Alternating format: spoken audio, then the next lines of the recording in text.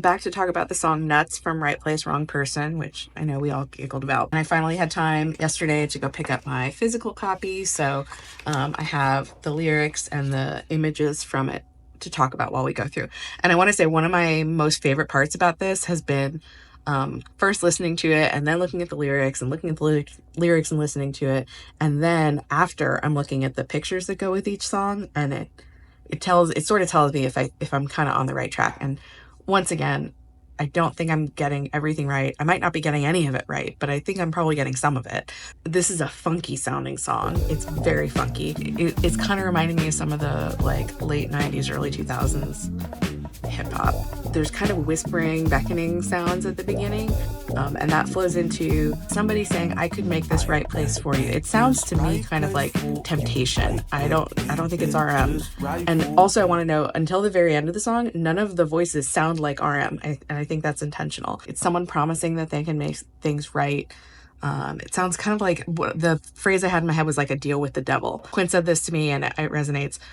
This does sound like a very personal song. It just sounds like somebody saying, "I can make things right. Come here, follow me, like, come along." And then the next verse, the pro rata verse, which sounds really cool. It doesn't sound like RM still, though. It's even, I think that was the one in the mini money that Jim was like, "This is you." I'll be honest, the lyrics of this are a little lost on me. I don't think it's the super obvious interpretation that everybody's been joking about for days.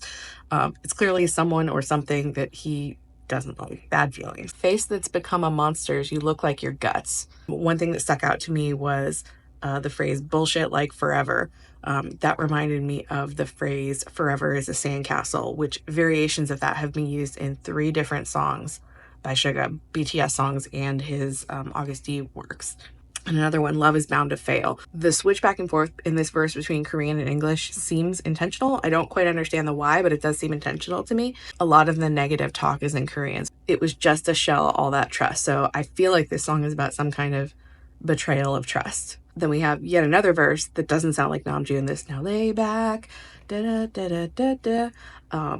It's just, that again sounds to me like somebody asking for trust. And they say, "I know you're afraid of heights." So it's somebody who knows vulnerability and is asking for trust. And then it feels like maybe that trust was broken. And that's why this song is so difficult and personal. The last verse it's hard to read. And it's the first one where the sound of his voice sounds like him. So hopefully that's him from now saying his thoughts now that he's had time to evaluate things.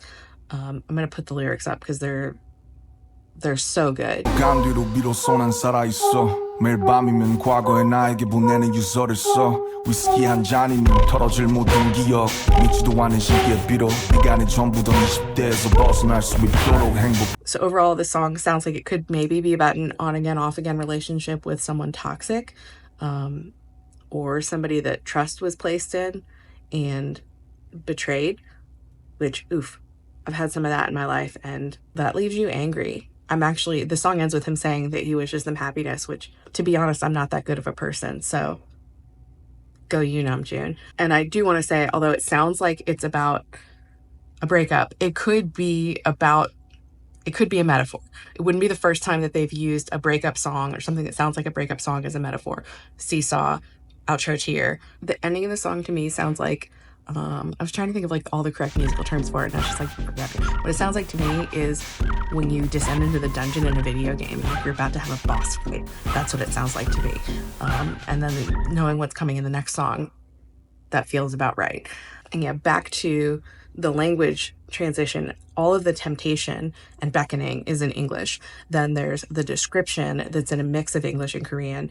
And then all of his feelings at the end of the song are all in Korean. And that's the most clear, raw, vulnerable expression in the song. So the title of the song, Nuts. Nuts is an adjective of you make me nuts or you're nuts. It could be the other person or the other entity in the song, the gaslighter.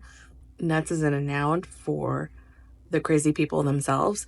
Nuts also a noun as in you had the stones, the gall, the balls to do XYZ. So with all that being said, after I had these thoughts and wrote them down, I went back and looked at the image, and it's a vampire. And a very sinister, evil-looking vampire doing the, kind of evil fly hands, which feels very appropriate. Some event or some person or something fucked him up, and he's mad about it. That's how I'm interpreting this song.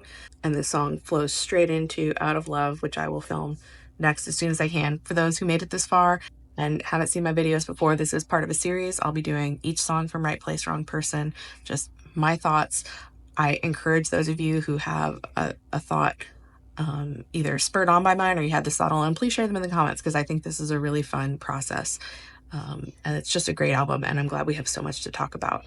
By the way, I know we're all missing Dual Set, which is one of our favorite resources for lyrics translations. Bangtan Subs has them up on their website now. I found them to be, I think, more accurate than the ones on Genius, so please go check those out. Side note, I am living for the Groin music video. I can't wait until we get there. I already love that song. I love it even more after the music video.